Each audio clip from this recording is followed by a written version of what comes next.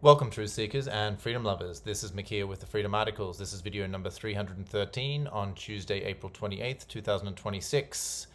On April 24th, 2026, around 4 days ago, there were approximately 240 Indian Jews, members of India's Bnei Menashe, who arrived in Israel as part of the first phase of Operation Wings of Dawn, an Israeli government initiative to bolster its Jewish population. Now, I always like to introduce my videos with background and context. I did a video number 170 2 years ago called Why Israel Wages War with its Archaeologists, and that's worth watching if you haven't seen it, because it's related to this whole migration thing. See, ever since Israel became a country in 1948, it's always had this problem that it's surrounded by Arabs, both around its actual borders as well as within. It doesn't want the Arabs to get a majority population within Israel itself, and so it's always trying to bring Jews in. And that means finding some very strange and unusual solutions, such as pulling them from countries that you would not think are Jewish or you would not think have Jewish people there. But this is one of the ways they've done it. They've got Jews from India, even though we're only 240 of them. They've made this big deal about bringing them into India. So Israel's constantly trying to rewrite history using archaeologists and other things to bring in Jews to try to say, well, actually, this used to be Jewish, that used to be Jewish. Look, we found Jewish excavations, blah, blah, blah. So we really own this land. It's all part of their whole strategy of land grabbing. Now, there's lots of articles we could read to cover this recent Operation Wings of Dawn phenomenon, but let's take a look at the cradle. First wave of Indian migrants lands in Israel to expand settlements, replace Palestinian laborers. And so they talk about how it's a $30 million plan to bring in 6,000 Indian Jews in total by 2030.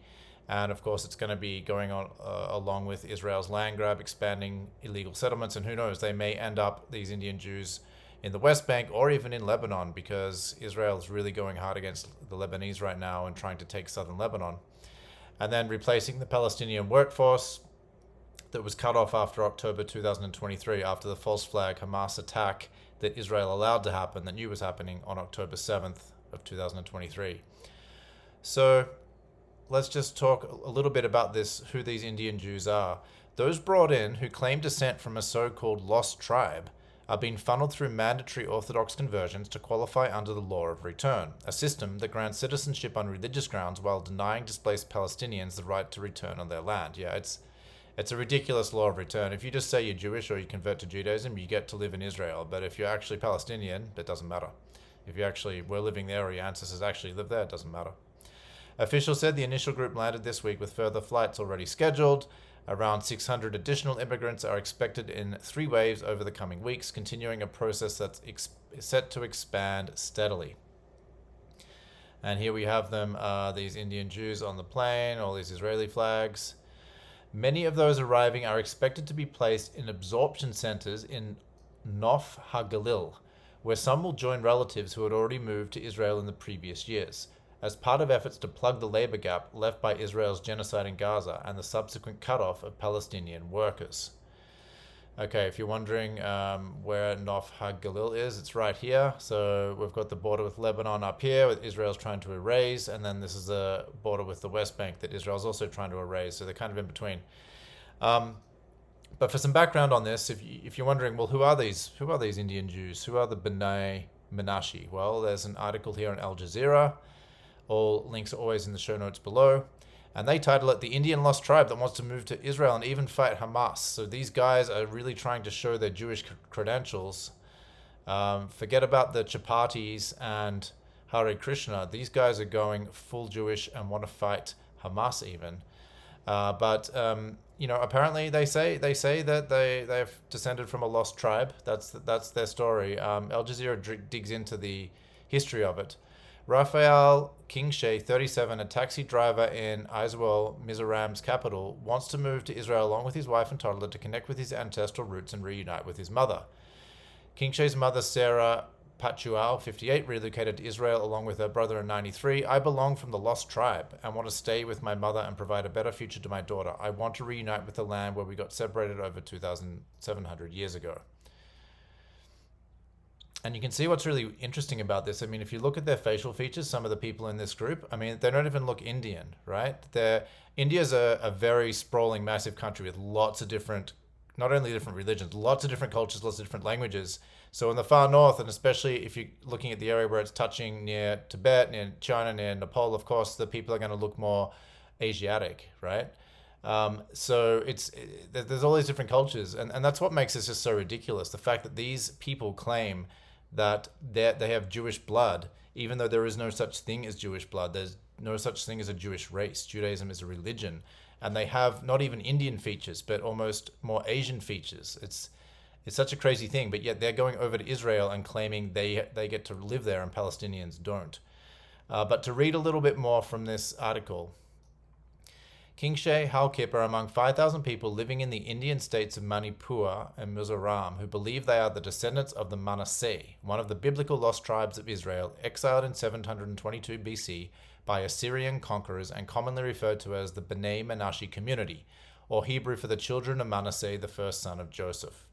And so you can read a little bit more about their background here, relocating to Israel and all of this. So, it's interesting timing because right before Israel and the US launched their attack on Iran on the 28th of February of this year. Look at this, just a few days before it.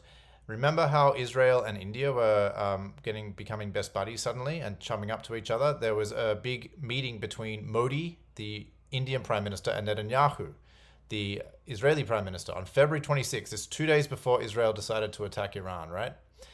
And they said, hey, we stand together, we're best buddies, and we've got a special strategic partnership. And it covers a lot of stuff here.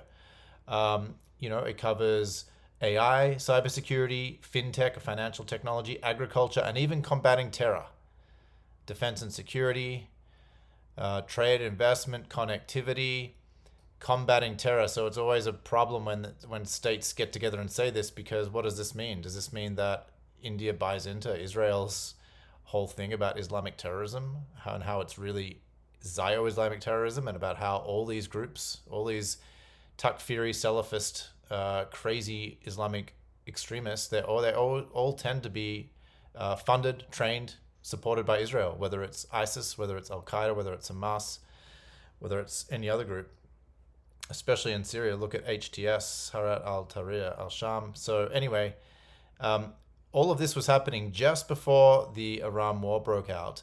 And of course, what comes to mind is this whole geopolitical battle, because China's been pushing out for decades now its Belt and Road Initiative, which is connecting China, all of this Central Asia, Middle East, and Europe, and it's connecting it overland with trains and by boat. So it's connecting huge markets, huge population centers, and the US doesn't want to be cut out of the action, and so it's got India to kind of get more on its side. I mean, India's trying to play both sides, but India's part of this thing, IMEC, the India, Middle East, Europe Economic Corridor, where this is much more favored by the West. It's India going through Saudi Arabia. Israel is a key part of it, and then onto Europe. And so this kind of like the battle of these two corridors.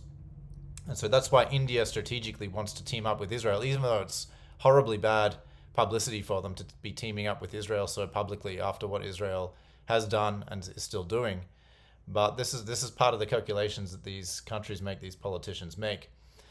Now, I speak a lot in The Cult of the Chosen Ones, my recent book, about the whole fallacy that there even can be a Jewish race and Jewish blood and Jewish tribes, because the early chapters of this book talk about how all of this stuff was invented. Whether you look at even before the Khazarian Jews did their mass conversion in around AD 800 to 1300, and when they were an empire, they did their mass conversion to Judaism, and then they ended up going into first of all Eastern Europe, but then Central Western Europe, and then eventually becoming the Ashkenazi Jews, and a lot of them then migrated to Israel in the mid 20th century. But even before all of that was happening, there was all these inventions going on to unite the Jewish people, to give them a common thing to believe in, and fables and stories made up about their patriarchs, about Moses and Abraham and the lost tribes and the wandering and the exile and all of this. And Jewish scholars themselves, many famous ones such as Shlomo Sand and others, went through this and just took it apart and said there's no evidence for any of it. It's a story, it's a myth, it's a fable, yet they've got people identified with it and investing in it and believing in it, including these Indian Jews who are saying that they're from some lost tribe of Joseph, right? So this whole mythology is spread out around the world very far, and it's still having very real implications today. especially for the Palestinians who have been dispossessed of their land because of this whole mythology, this Zionist mythology, which has been around for a long time, way before Zionism. It was had its roots in the fake Jewish messiahs like Sabbatai Zevi and Jacob Frank, and even people before them. I'm going to leave it here, but as always, don't take my word for it. Do your own research. Please leave your comments, and all links are placed in the show notes below every time. If you like this video and feel that I've earned it, please like, share, subscribe, and follow. My work is on Rumble, BitChute, Odysee, Brighteon, Substack, YouTube, and thefreedomarticles.com.